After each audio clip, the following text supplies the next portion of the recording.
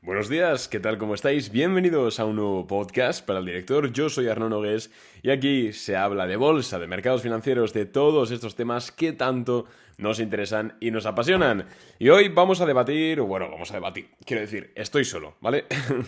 Vamos a hablar sobre si es posible que el rebote que llevamos viviendo, unas 2, 3 sesiones en el mercado, se pueda extender más. Es decir, y por resumir, ¿es probable que haya un rebote continuado en los mercados?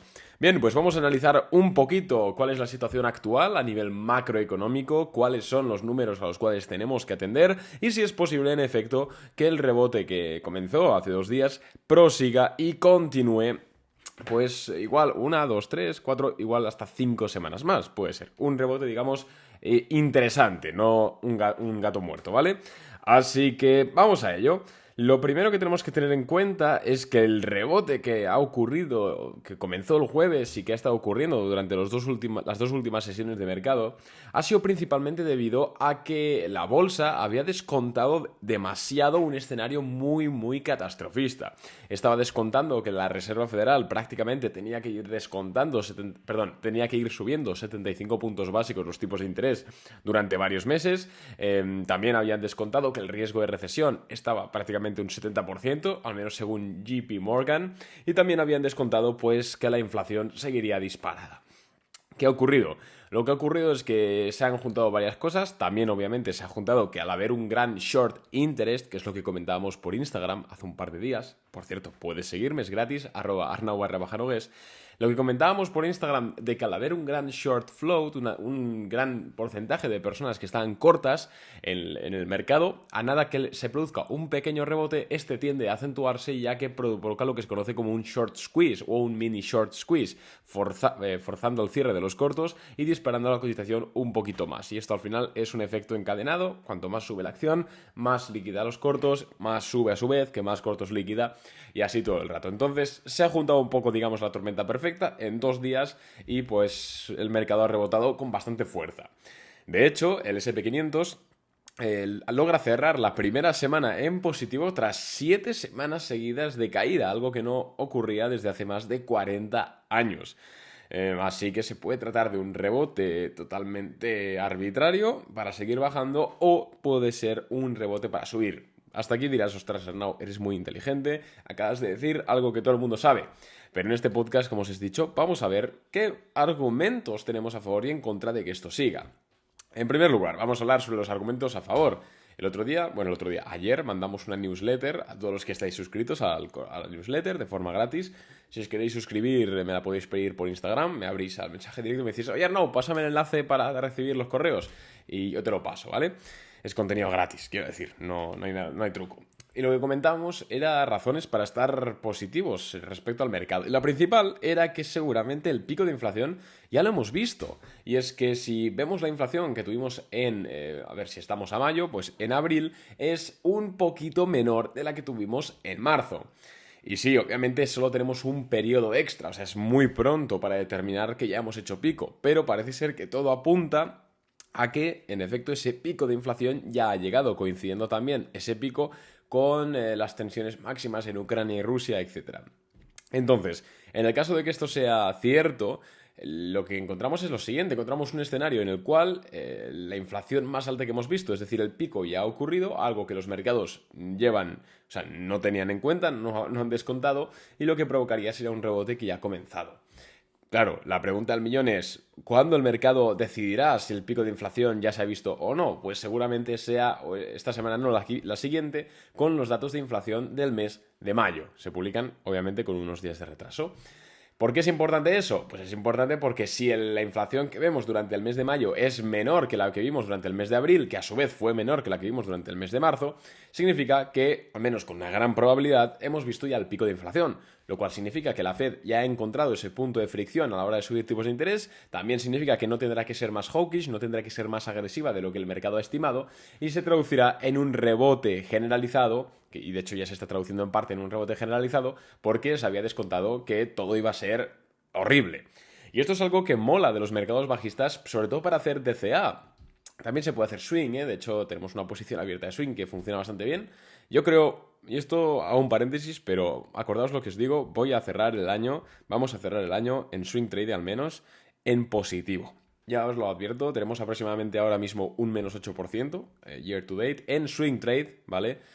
Y si cerramos la operación en la que estamos metidos ahora, que le ganamos de momento un 5%. Si la cerramos en el objetivo, nos quedaríamos ya en un menos 4% year to date y seguramente cerremos 2022 en positivo.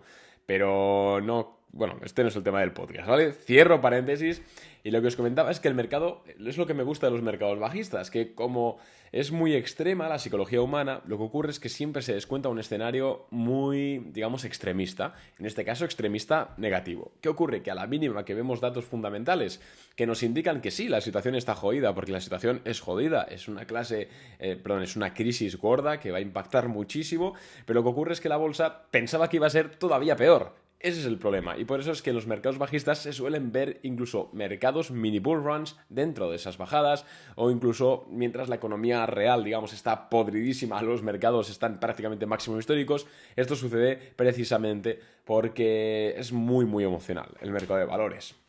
Entonces, fecha clave, la semana que viene, con esos datos de inflación del mes de mayo para determinar si ya hemos visto el pico. Si esos datos de inflación son ya no menores de lo estimado, sino con que sean menores que los que vimos en abril, yo creo que ya es suficiente. Incluso aunque estén una décima, 2 décimas porcentuales por encima de lo que estimen los analistas, que ahora realmente no lo sé, o sea, lo podría mirar, pero no lo sé, lo tenéis en investing.com, no tiene más. Yo creo que podríamos ver una continuidad interesante en el rebote. Eso por un lado. Y por otro lado, también comentamos en el correo que es muy interesante vigilar de cerca la situación de Estados Unidos a nivel, digamos, de recesión. ¿Cuál es la probabilidad de que entre Estados Unidos en recesión? Bajo mi opinión, es muy alta, ¿vale? En recesión real, o sea, tenemos que tener en cuenta que, obviamente, con una inflación del 7% anual, por ejemplo, que todavía no la tenemos, pero el 7% anual, en 2022, si el crecimiento ha sido del 2% del PIB, pues evidentemente hay una recesión en términos reales. Nominales no, pero reales sí. Estás creciendo por debajo de la tasa de descuento, ¿vale? Esto se entiende. Pero aún así, vimos ya los datos del último mes, del PIB de Estados Unidos, a ver qué vemos también dentro de 2 semanas, creo que se publican los datos del GDP. Yo la recesión la veo que es bastante probable y de hecho, según JP Morgan, como hemos comentado antes, el mercado, lo que es el SP500, ya ha descontado un 70% de probabilidades de que esa recesión se produzca. Entonces, a una mala, si se produce, digamos que el mercado ya lo tiene, entre comillas, asumido. Tampoco habría mayores movimientos. Pero por otro lado, si nos fijamos en las declaraciones de gente importante, gente de la Reserva Federal, gente del gobierno de Estados Unidos, que, a ver, a priori son gente importante, obviamente hay conflicto de intereses, ¿vale? Esto es cierto, pero hay que escucharles. Casi todos por unanimidad, incluso Bullard y gente de la Fed que durante este último año ha estado muy, digamos, hater, ¿no? Muy deprimida con toda la situación macro. La verdad es que se muestran como extrañados cuando la gente les habla sobre la recesión. Dicen que Estados Unidos está lejos de entrar en riesgo de recesión y no solo eso, sino que creen que la economía seguirá creciendo. Y a ver, pese a que yo personalmente no estoy de acuerdo, lo que ocurre es que si realmente estos chicos tienen razón, bueno, estos caballeros, tienen razón, el mercado se dispararía porque ya tiene muy asumido que va a haber una recesión. Y si hipotéticamente no la hubiese, ¡pum!, igual se dispararía un 15, un 20% adicional. Claro, esto es al final cosas que hay que tener en cuenta. Como veis, no podemos sacar un veredicto a día de hoy, que es lunes 30 de mayo a la 1 de la tarde. No podemos sacar un veredicto, pero sí que podemos conocer los eventos que nos van a hacer sacar ese veredicto, que son la cifra de inflación, al menos del mes de mayo, y después la cifra del PIB, que durante mayo. Si sigue decreciendo, pues quizás la recesión sea más inminente, y si por el contrario se experimenta un crecimiento, cuidado que puede ser interesante. He de decir que este podcast no sirve para Europa, es decir, estamos hablando únicamente de Estados Unidos. Europa pinta mal, pinta bastante mal, porque si os fijáis, Estados Unidos, y eso que Powell ha admitido que tendrían que haber comenzado antes con el tema de la subida de tipos de interés, pero es que aún así han empezado más o menos en marzo, creo que fue la primera vez que subieron los tipos de interés, y ya están más o menos rondando el 1 y pico por ciento, y se espera que quieren acabar el año entre un 2,5 y un 3,5. Vale. Pero ¿qué pasa con Europa? Es que Europa no ha movido ficha. Europa sigue parada. Europa no está tomando acción, no está tomando, no está tomando cartas sobre el asunto, y recordemos que en una economía globalizada como la que estamos hoy en día, al final lo que ocurre en Estados Unidos en 2 horas ocurre aquí. Y si Estados Unidos nos lleva 3 meses o 4 meses de ventaja, hablo en primera persona porque yo vivo en Europa, vivo en España. Lo que ocurre es que vamos a ver una situación en Europa de estanflación prácticamente segura, porque cuando el Banco Central Europeo le dé por empezar a subir los tipos de interés, la inflación estará todavía más disparada. Además, Estados Unidos seguramente reduzca las importaciones porque, bueno, tampoco están muy bien. Y yo veo una situación bastante complicada para Europa. Entiendo, o quiero entender, que no están subiendo los tipos de interés como la Fed ahora mismo, porque sí que es cierto que Europa tiene, digamos, una demografía económica distinta, no es lo mismo Alemania que Italia o España. Si subiesen los tipos de interés de forma agresiva, se cargarían las economías del sur, porque además están muy financiadas con deuda pública. Pero ostras, es que si no lo haces hoy, lo harás en 2 meses. Entonces, yo no sé, no sé. Yo en Europa ahora mismo no invertiría, pese a que se hayan comportado mejor los índices europeos que los índices americanos. Esto es evidente, ya que para mí los índices europeos están en una situación similar a la que estábamos en septiembre del año pasado, donde seguíamos subiendo, porque sí, teníamos como, digamos, entre comillas, dábamos por supuesto que los tipos de interés se iban a subir, pero no contábamos con el impacto económico que esto iba a tener. Pues creo que los índices europeos estamos en septiembre del año pasado, y ya vimos lo que pasó, que pasaron 3 meses, septiembre, octubre, noviembre, y a partir de noviembre y diciembre, descalabro total en la bolsa, con el añadido de que cuando Europa tenga que afrontar esas subidas de tipos de interés para afrontar la inflación, valga la redundancia, Estados Unidos ya estará, digamos, en la parte baja de la crisis o incluso saliendo. Nos ocurrió lo mismo en 2008, nos ocurrió lo mismo en 2008 y nos volverá a ocurrir ahora. Así que bueno, es un poco triste porque pues es mi continente, es donde vivo yo, y además España es de los países que más perjudicados va a salir de este tema, pero es lo que hay. A invertir, señores, porque ya veis que el dinero en efectivo, y menos en un país como España, no sirve para nada. Así que nada más por mi parte, espero que te haya gustado. Por cierto, quiero comentarte una última cosita antes de irme, y es que estamos regrabando y también grabando nuevas clases en el curso, por si lo tienes comprado, de bolsa, sobre análisis fundamental, valoración de empresas. El otro día, por ejemplo, hicimos una clase bastante completa de valoración, teniendo en cuenta el price to sales, el price to books, explicando qué es precio y valor contable, ¿no? El PER, etcétera.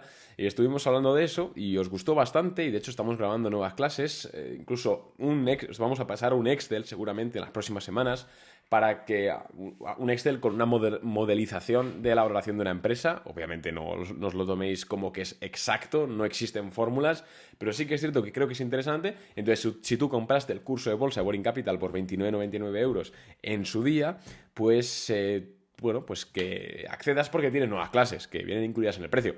Y si tú no compraste el curso y dices, ostras, Arnau, esto me interesa, porque has dicho 29,99, espera, eso es muy barato. Pues sí, tenemos un curso de bolsa desde hace mucho tiempo y que vamos actualizando pues cada X, ¿vale? Hace un tiempo, hace un año o así, sobre todo, hay mucho contenido de análisis técnico, puesto que funcionaba muy bien el swing en 2020 y 2021. Y ahora que parece ser que es un momento más de value, de buscar valores intrínsecos, de valoraciones de empresas, pues hemos decidido que estamos haciendo contenido relacionado con eso. Así que, bueno, pues ahí lo tenéis. Es 29,99 euros y tienes acceso para siempre y para todas las actualizaciones del curso. Así que si quieres más información o comprarlo directamente, boringcapital.net/curso-de-bolsa. Te dejo el enlace en la cajita de más información de este podcast. Un abrazo y nos vemos mañana con un nuevo episodio. Por cierto, el mercado hoy está cerrado, así que no lo esperéis. Venga, chao.